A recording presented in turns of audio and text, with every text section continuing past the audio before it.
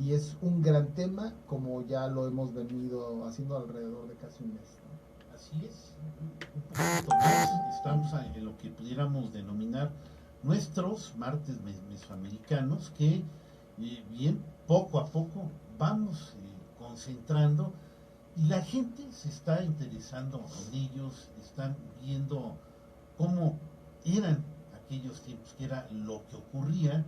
Y bueno, pues vamos a tener otro ejemplo en esta ocasión, pero ¿qué les parece si antes escuchamos una melodía en voz de Jorge Negrete y enseguida damos inicio a nuestro programa?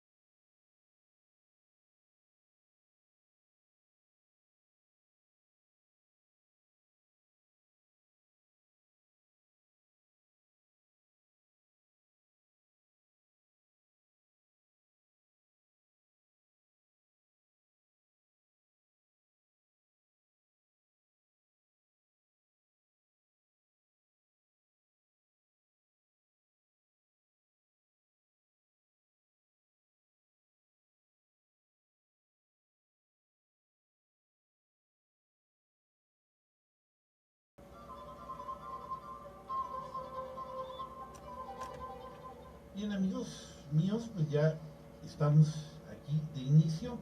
Y bien, vámonos a la arqueología, aquel mundo que verdaderamente es fascinante.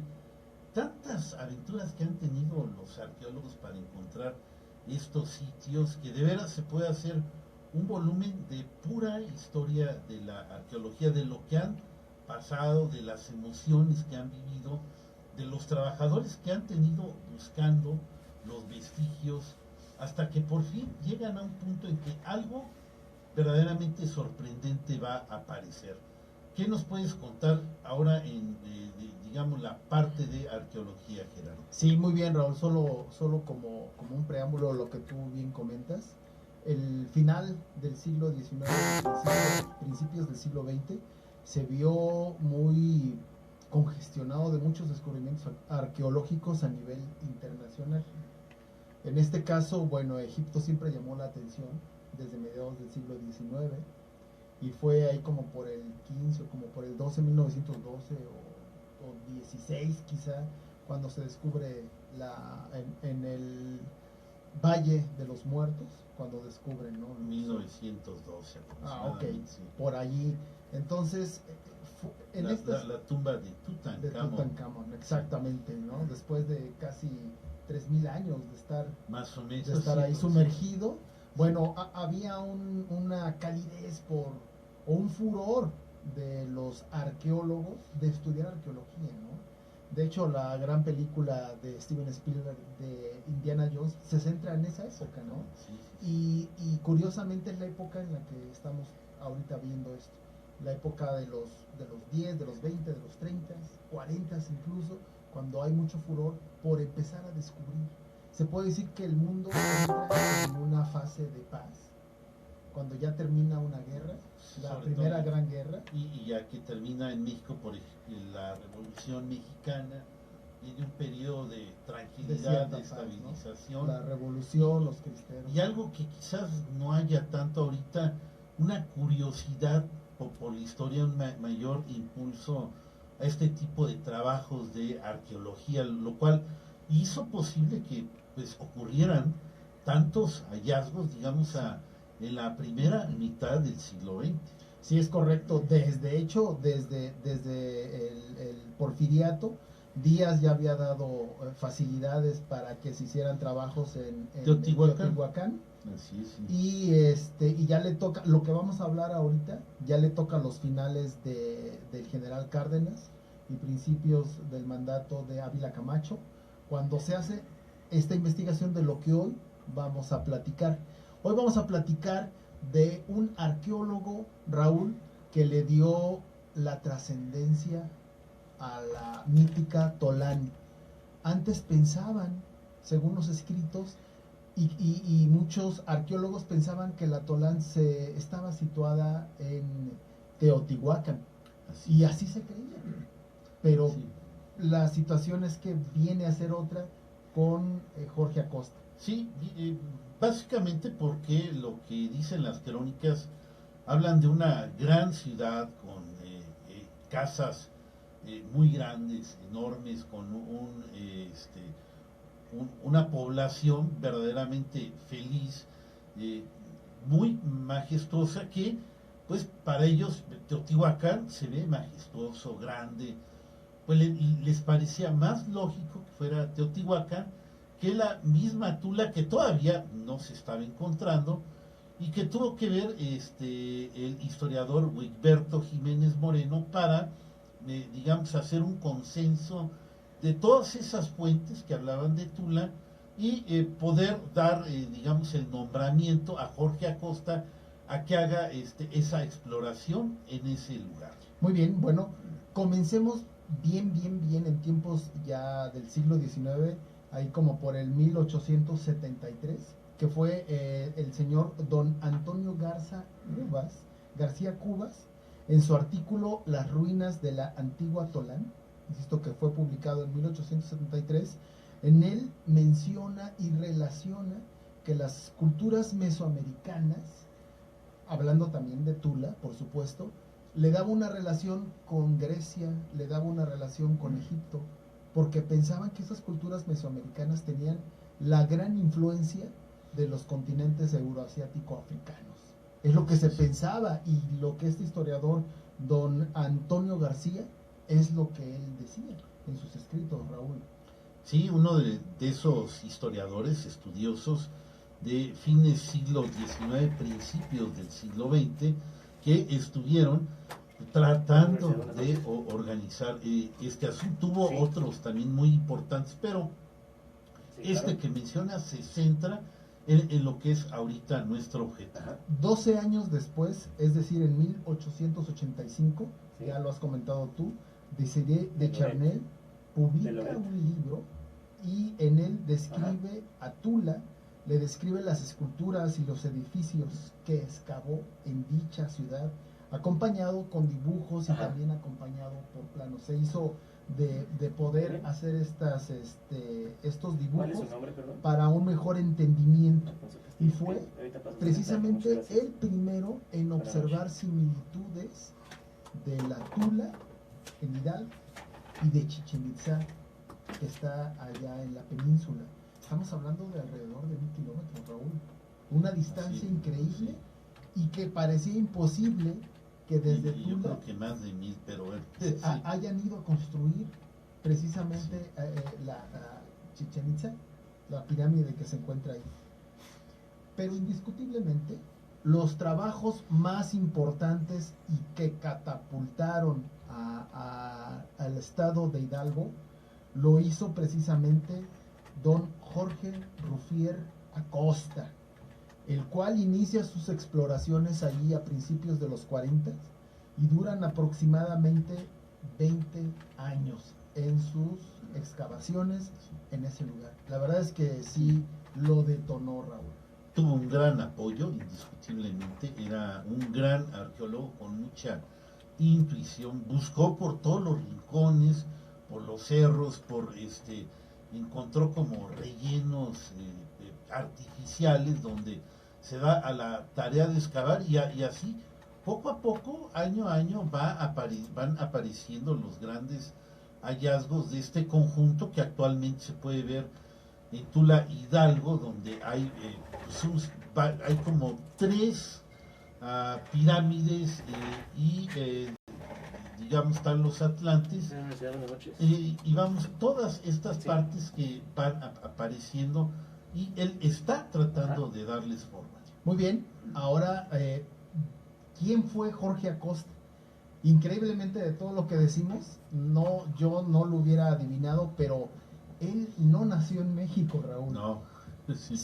El padre, el papá, pues, del señor Acosta, de Jorge Acosta, el señor, él era don Alfonso Acosta, y era un diplomático bajo el mandato de Porfirio Díaz. Lo manda como diplomático a China, a Pekín, y es en Pekín donde nace Jorge Acosta. El año no se tiene muy bien establecido. Algunas fuentes narran que nace en el 1904 y otras que nace en 1908. El caso es que él nace allá. Pero sí, y nace en época del porfiriato, eso indiscutiblemente, sea uno u otro, la opción que nos diste. Muy bien. Y es allá, en esa parte del viejo mundo, por así decirlo, que él empieza a crecer. Y la época de la preparatoria y la universidad, él ya la vive en Gran Bretaña y la vive básicamente en Cambridge. Él llega después de que termina la Primera Gran Guerra, o la Gran Guerra, que ahora le conocemos como la Primera Guerra Mundial. Él llega, y en Cambridge, de 1924 a 1925, cuando él ya había terminado su universidad, él encuentra a una persona que hace una gran amistad, que es conocido como el inminente magista, el señor Sir John Eric Thompson. ¿Por qué el gran magista, Raúl?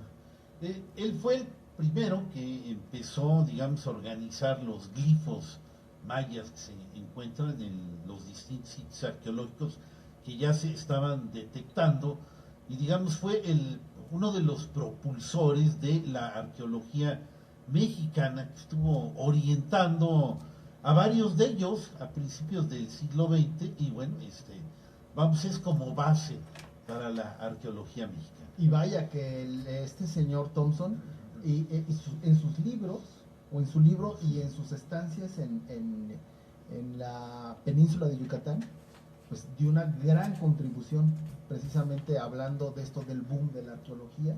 La da él, un inglés, aquí en México, y gracias a él se conocieron muchísimos de pasajes que habían estado por ahí sumergidos y olvidados. Él viene y los rescata.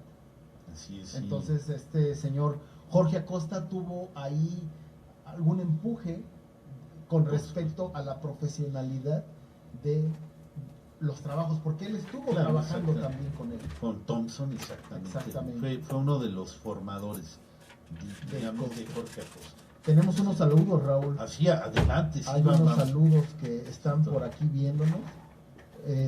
Nos está viendo desde Tasco un amigo mío que se llama Arturo Campos. Él está allá en Tasco viéndonos. Gracias, Arturo. Nos está viendo también mi esposa Eva, muy pendiente de nosotros.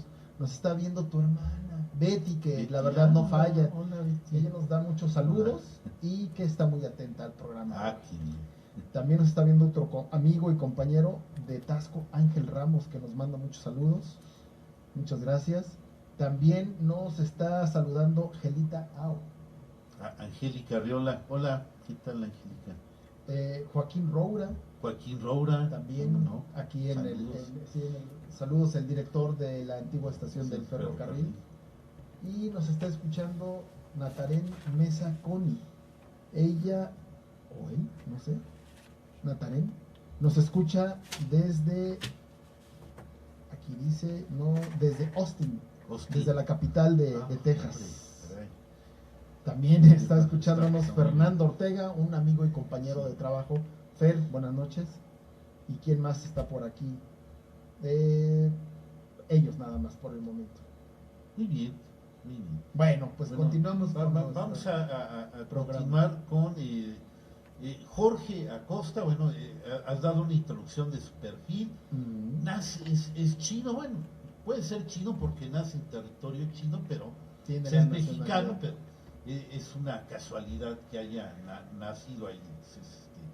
Curiosos detalles, ¿no?, de estos personajes. Muy bien, las contribuciones más importantes, ya hemos dicho obviamente Tula, de Jorge Acosta, pero ¿cuáles fueron las más trascendentes? Bueno, está centrada en 3 ciudades, Raúl. Monte Albán, Oaxaca. Sí. Tenemos también Teotihuacán, acá en el Estado de México, que ya tuvimos el año pasado un programa sobre Teotihuacán. Sí. Y Tula, por supuesto. Las excavaciones hechas en Tula cambiaron profundamente la visión de lo que se tenía de los arqueólogos e historiadores del pasado México, del México antiguo. Y esto pues ya lo comentamos, ¿no? De que veían a la mítica Tolán en Teotihuacán. Antes de la década de los 40, la mayoría de los arqueólogos estudiosos de estos temas, como don Manuel Gamio, Alfred Tosser y Jorge Valiant, sabían de los restos de Tula Hidalgo, pero ellos no creían que pudiese haber sido ahí la fantástica Tolán, porque veían que los rasgos no eran tan importantes y tan imponentes como los mismos escritos lo decían. Exacto. Entonces ellos negaban o querían no pensar que realmente hubiesen sido en Hidalgo, como ya lo creían que estaba en Teotihuacán. Y bueno, es que la majestuosidad de Teotihuacán está a la vista, ¿no? Pero no se habían hecho las excavaciones en Tula. Exacto. Aún, ¿no? Todavía. En el año de 1934, ya no lo comentaste, el historiador Humberto Jiménez señaló los nombres de varios lugares que aparecen en las crónicas y en documentos referentes a Tula y a los toltecas, localizados alrededor de Tula, en Hidalgo. En base a estas investigaciones, se formó una comisión para estudiar las ruinas en Tula, que incluía a Alfonso Caso, a Ignacio Marquina, a Jiménez Morenos y entre otros más arqueólogos.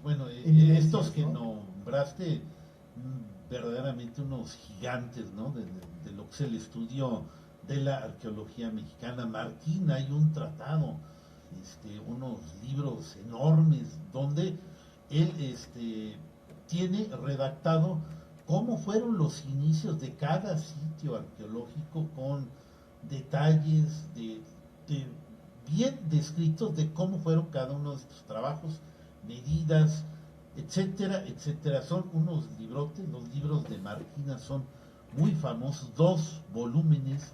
Entonces, pura gente, ni se diga Alfonso Caso, Bueno, eran gentes que ya tenían horas de vuelo. Humberto Jiménez Moreno, en fin. Horas de vuelo, eran gentes preparadas y eran gentes que sin duda, mediante los estudios que ellos tenían, estaban casados con la idea de que Tula pudo haber sido alguna civilización de un perfil muy, muy bajo. Sí. Que no le daban y que no estaba en las crónicas. No estaba, y no, a lo mejor cerámica, nada más, ¿no? Que proveedores de cerámica, pero no más. Y no fue sino hasta que poquito después de que se inauguró el Museo Nacional de Antropología e Historia en la Ciudad de México, que se le nombró a Jorge Acosta para comenzar un programa de reconocimiento a este altiplano en el valle y empezar a descubrir y a discernir qué es lo que habitaba en la antigua Tula. ¿Tenemos algún mensaje, Raúl? Sí, Emilio de Sí, Emilio de la Colonia de Peñuelas, felicitaciones por el programa. ¿Por qué le dicen Mesoamérica América?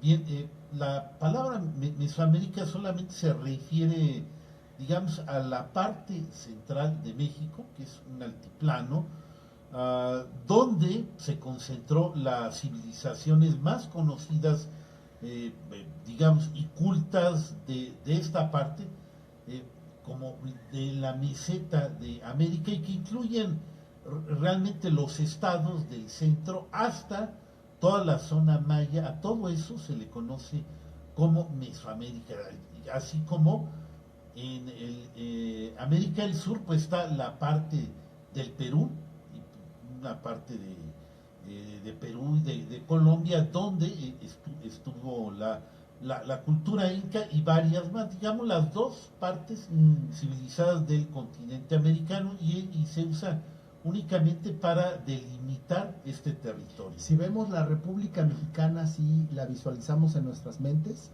y ponemos la mitad, como tú bien dices, la mitad en la parte superior de arriba, es decir, de lo que sería San Luis Potosí hacia arriba, sí, ya se le conoce como Durango, Chihuahua, sí, Sonora, Sinaloa. Eso ya le llaman Aridoamérica. Y el nombre sí, lo dice, Aridoamérica, ¿no? Ya. Árido, lugares muy extremosos en el clima.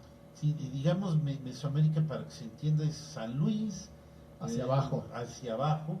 Digamos que la Hidalgo, flora y la fauna es más rica, el clima es más noble, permitía una mejor convivencia para el florecimiento de las culturas.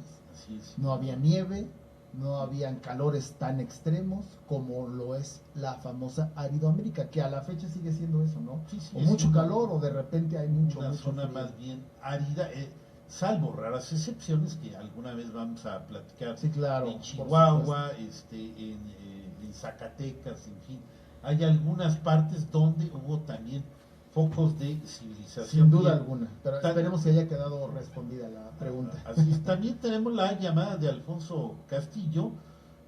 Nos pregunta si conocemos la investigación de Laure Sejourné sobre el tema que estamos tratando. Yo tengo un libro de ella, trata más a Quetzalcóatl. Sinceramente no lo he estudiado a fondo, sí sé quién es ella, por supuesto, y tiene, digamos, su perspectiva muy especial de lo que son las cosas, sobre todo del entorno y de la temática de quién es Quetzalcóatl. Laure Sejourné, sí, como no, y bueno, es parte de una cantidad muy grande de escritores, entre ellos esta persona que nos acaba de decir que se han dedicado a estudiar, a tratar de discernir, digamos, la incógnita de lo que es el Quetzalcóatl, o de quiénes eran los toltecas. También, antes de irnos a la identificación del programa, a la rúbrica del programa, también es importante comentar, yo que vengo de Guerrero, de Tasco, que el señor Jorge Acosta estuvo en aquella investigación que hizo la arqueóloga en Ixcatiopan, se me fue el nombre ahorita de ella, ahí por los 40, el señor Jorge Acosta estuvo muy pendiente con la investigación de los restos de Cuauhtémoc, porque se ha dicho que ahí fue enterrado Cuauhtémoc, que lo trajeron desde las Cibueras, que estamos hablando de Honduras, ¿no? Me parece, y lo llevaron hasta Ixcatiopan, que es la montaña, la parte alta de Guerrero, y el señor Jorge Acosta estuvo con esta arqueóloga. Sí. No tengo el nombre ahorita. Ahorita me va a llegar el nombre, pero hay una placa que dice Reye Cuauhtémoc 1525. Eso lo tengo muy claro porque varias veces he ido ahí. Y el señor Jorge Acosta estuvo con esta arqueóloga también presenciando este descubrimiento. Así es. Muy bien, amigos. Bueno, nuestro teléfono en cabina 1-92-12-93. Para mensajes de texto tenemos el 44-23-22-10-77. o bien aquí en nuestra transmisión de Facebook Live en la página de Ecos de la Antigüedad. Nos vamos a ir a la identificación de nuestra emisora y vamos a escuchar Yo Soy Mexicano, con Jorge Negrete, track 7, y luego iniciamos la segunda parte de este programa. Radio Universidad 89.5 FM, transmitiendo para ti las 24 horas del día desde el histórico Cerro de las Campanas, Querétaro. Radio Universidad. La cultura universal. 23:30 minutos.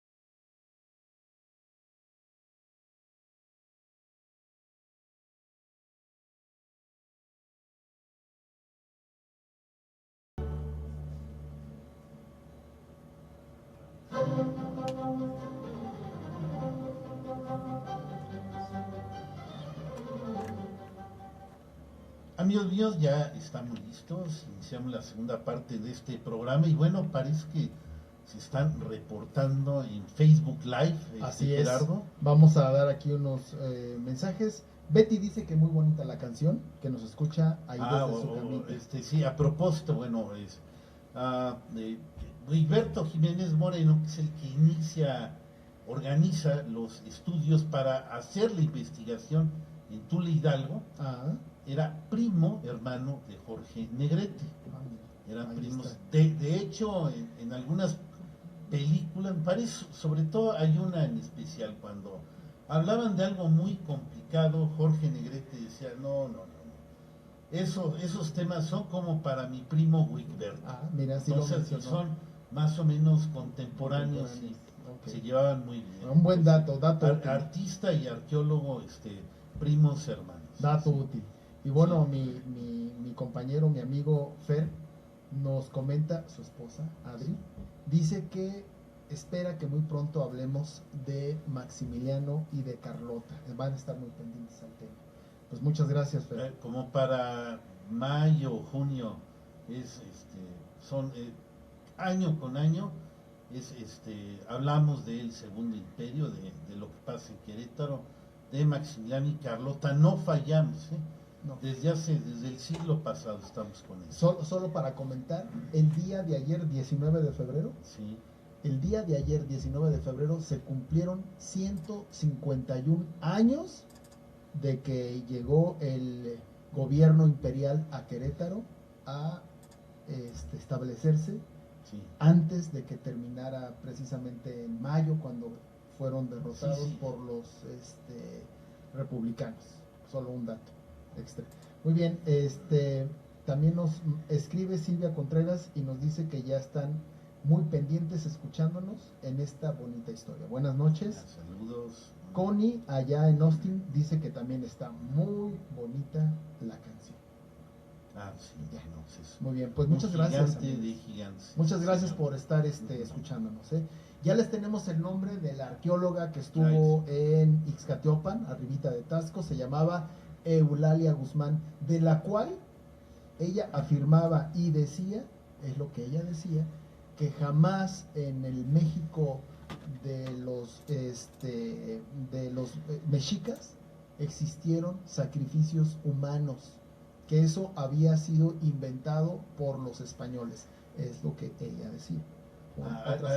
Hay una corriente, bueno, aquí Ecos de la Antigüedad tiene una experiencia con esa corriente, la cual no creo, obviamente, bueno, a mí no me parece nada lógico, pero hemos tenido encuentros con gente que sigue este tema o esta creencia, entonces han venido a debatir a estos micrófonos, a exponer por qué, ¿no? Entonces, sí, es muy importante esa parte. Muy bien, Muy bueno, bien, pues. Eulalia Guzmán trabajó junto con el señor Acosta. Bueno, continuemos con nuestra historia. Rematamos ahí tu tema. Bien, en 1941, después de que Jorge Acosta empieza a hacer las excavaciones, y dentro de estas excavaciones, él empieza a encontrar figuras, empieza a encontrar orfebrería, cerámica, pero sobre todo encuentra los atlantes. Los atlantes, los famosos atlantes de Tula, no los encontró unidos, eso ya lo habíamos platicado. Estamos hablando de encontró tirados sí. un pedazo por aquí, otro por allá. Estamos hablando que son estatuas, monumentos Sí, de sí. 4.60 metros y estaban armados en 4 partes, pero él no los encuentra obviamente Pues, ensamblados, juntos, ¿no? ensamblados, ¿no? No. Encuentra unas partes regadas aquí, otras partes regadas allá, y él con sus estudios, él se percata de que estos sostenían un techo, ¿no? Exactamente. Y posteriormente lo sube a la famosa pirámide B, y así es como actualmente los encontramos ahorita. Muy bien, bueno, en 1941, con base a todas las investigaciones que el señor Acosta había realizado, se formó una mesa redonda para debatir todos precisamente los hallazgos que él tenía. Y en esta mesa redonda pues participaron los arqueólogos que ya hemos platicado de ellos, y realmente de peso cayeron las investigaciones para darle el visto bueno a Acosta de que su gran descubrimiento y sus teorías sí eran las del famoso Tolán, las que la leyenda comentaba, porque no nada más eran las estatuas de los atlantes, sino sí era era aproximadamente una extensión en su momento de 17 kilómetros cuadrados lo que era la ciudad, amigos, y además estamos diciendo de que pudieron haber estado habitada hasta por 55,000 habitantes de Tula. Entonces estamos hablando de una gran ciudad, no estamos hablando como se creía, de una civilización, de una cultura de perfil medio bajo. Ya con esto estamos hablando de que sí ya era sustentado y ya era una gran ciudad. Entonces esto fue en 1941, se aprueba y se dice que la Gran Tolán efectivamente había sido donde se encuentra actualmente, en Tula, Hidalgo. Hay una parte fundamental que se basa en esto que dices, en los anales de Cuautitlán. Está describiendo parte de los edificios o la majestuosidad de la Gran Tula. Ahí se refiere a dos columnas en forma de serpientes que están a la entrada de la famosa pirámide B, y que ahí ustedes la pueden encontrar, digamos, en los esquemas de lo que es el sitio arqueológico.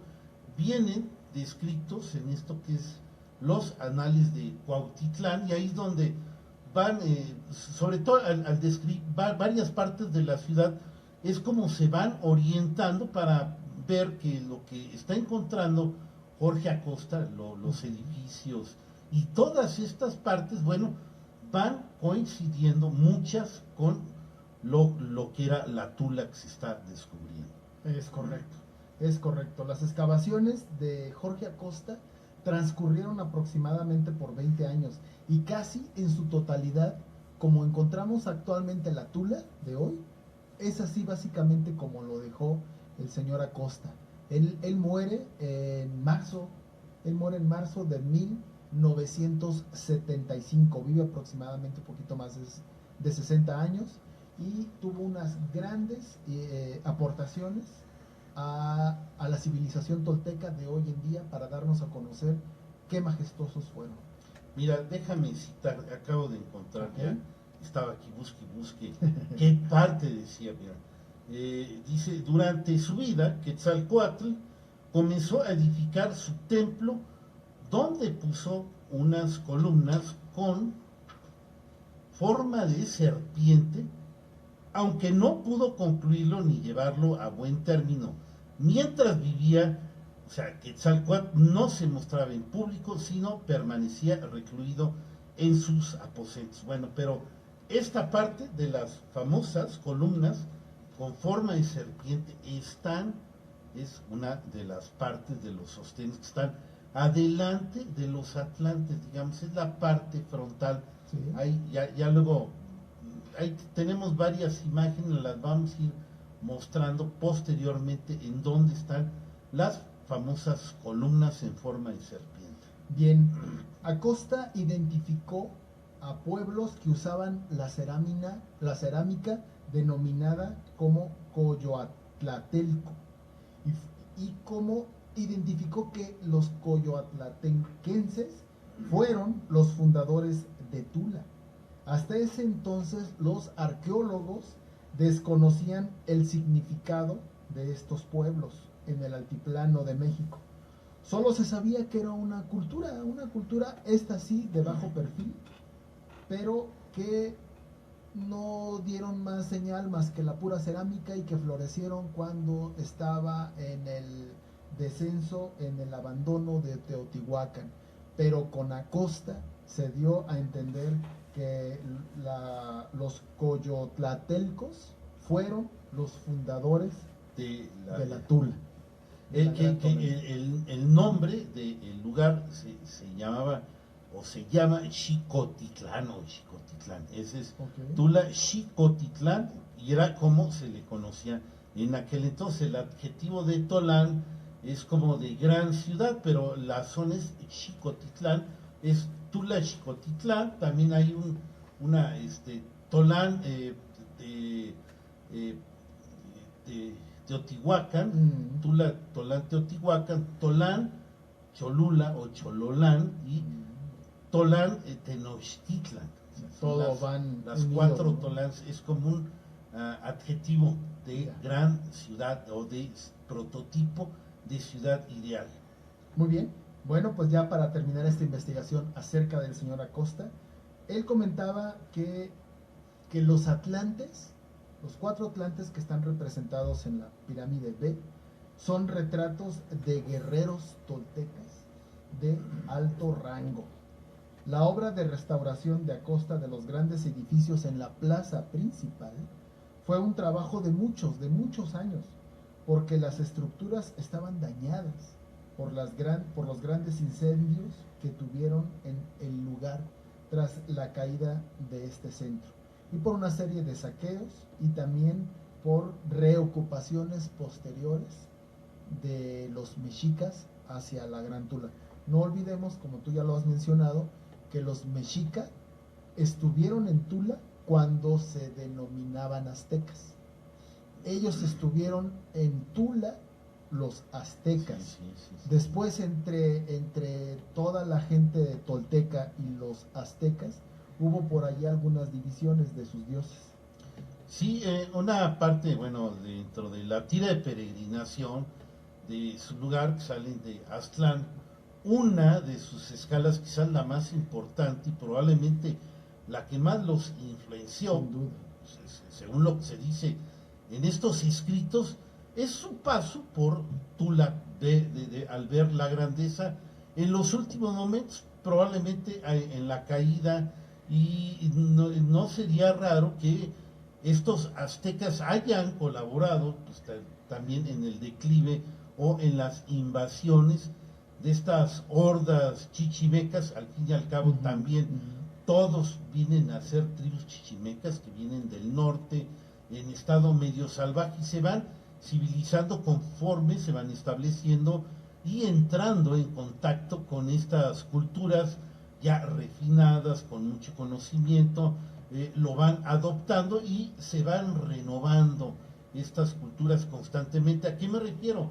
Teotihuacán es el primer ejemplo de una cultura náhuatl, quizás náhuatl otomí, que cae. Luego los toltecas, que también tienen, ya vimos su tira de peregrinación, y también son chichimecas que están invadiendo y llegan a Teotihuacán en el momento de su caída. Probablemente también contribuyen, bueno, la historia se repite, ahora son los aztecas siendo parte de los invasores de esta Tula mítica que está ahí. La diferencia de Teotihuacán con la Tula es precisamente que Teotihuacán no dejó escritos. Teotihuacán no dejó alguna información que nos dijeran quiénes eran, cómo se llamaban, porque Teotihuacán, el nombre se los puso los mexicas. Sí, no, exactamente. No era un nombre que ya existía. No. Entonces, yo creo que la mayoría de los radioescuchas que están ahorita pendientes de nosotros, quiero pensar que la mayoría de ellos ya han estado en Teotihuacán, y es majestuoso el subir a la pirámide del Sol y poner el famoso dedo donde es exactamente la mitad, y luego irnos a la pirámide de la Luna, y luego caminar la gran calzada, ¿no? Para llegar a la ciudadela donde está la pirámide de Quetzalcóatl, donde está flanqueada. Y ahí hay un pequeño todo museo. Es majestuoso. Totalmente. Todo es grandioso. Y es simétrico, Raúl. Simétrico. Totalmente simétrico. Bueno, el pecado, si le queremos poner un adjetivo, es que no hay escritos. Esta gente de Teotihuacán no da detalles, no, nada. No sabemos si tenían escritura o no. Fíjate, curiosamente se está llegando a conocer algunos aspectos de Teotihuacán vía el desciframiento de los glifos mayas y de las historias que se van encontrando, por ejemplo, en Tikal, en Palenque, en todas estas grandes centros mayas. Y muy recientemente se están identificando estos glifos y se está encontrando que hubo varias invasiones de teotihuacanos, incluso hay nombres de algunos generales y gente que estableció dinastías reinantes en estos centros gobernantes mayas. O sea, lo estamos conociendo por otro lado como de manera indirecta, y si se sigue en el estudio de la traducción de los glifos mayas, seguramente vamos a encontrar poco a poco más información de Teotihuacán. Bueno, esa es la gran diferencia. Mientras en Teotihuacán no hay información, Tula creo que es la primera gran civilización que sí da por sentado sus dioses, sus leyendas, su historia, sus invasiones, quién los invade, Cómo llegaron, desde cómo salen, sus calendarios. Sí. Tiene unas leyendas preciosas. Sí, Tula sí. tiene unas leyendas, la civilización tolteca, ahora que honestamente yo me he sumergido en las lecturas de esta gran civilización. Hay unas hermosas leyendas sobre personajes históricos, ¿no? La más bonita, bueno, pues es la de Seacaltopitzin, que es Quetzalcóatl, una persona que existió, que él mismo se puso el nombre de Quetzalcóatl, tiene su leyenda y como la tiene el que ya la platicamos en programas anteriores, tú me parece que en próximos programas vas a dar algunas leyendas también. Sí, preciosas. Y leyendas vamos a ponerles un poco entre comillas porque es una manera de dar la historia. Estos hechos que se relatan no son mitos o cuentos, sino tienen sus bases o núcleos de verdad. Hay que tratar de descifrarlos o encontrarlos, qué es lo que están haciendo, y realmente tras de estos hechos que se ven como cuentos un poco quizás infantiles o curiosos, chistosos de lo que va pasando, sí hay la historia, sí hay hechos verídicos, sí, cosas que pasaron, y ese es el gran reto, ¿no?, de los historiadores actuales que han venido desde Wigberto Jiménez Moreno hasta nuestra época, Miguel León Portilla, Eduardo Matos Moctezumas, Lauret Sejourné, como nos dice Alfonso Castillo, son varios.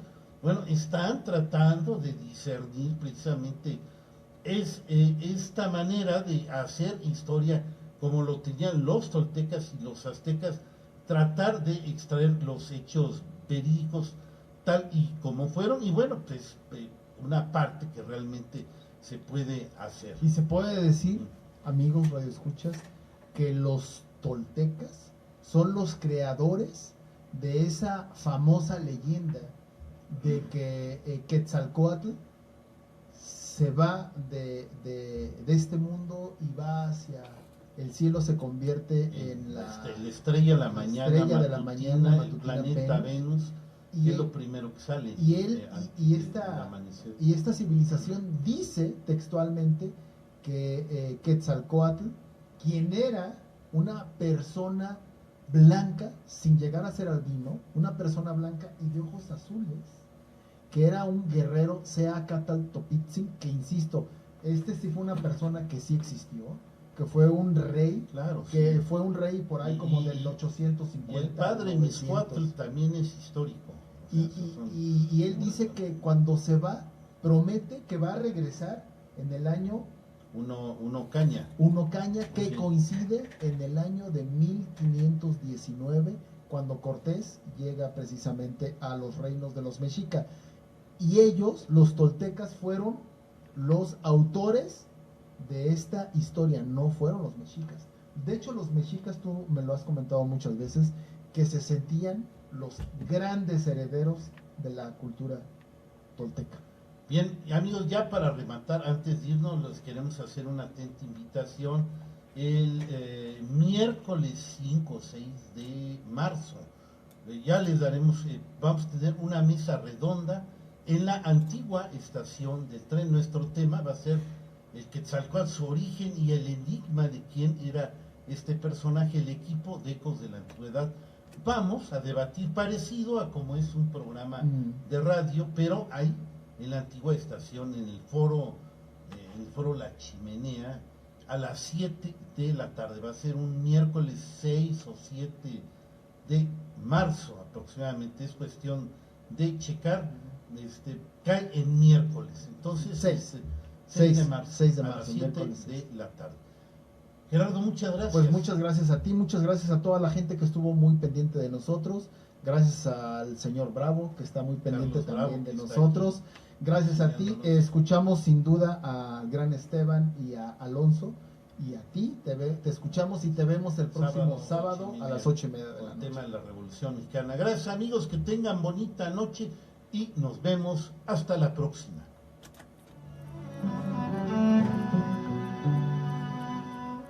Cuando la ciudad calla, el eco se hace presente.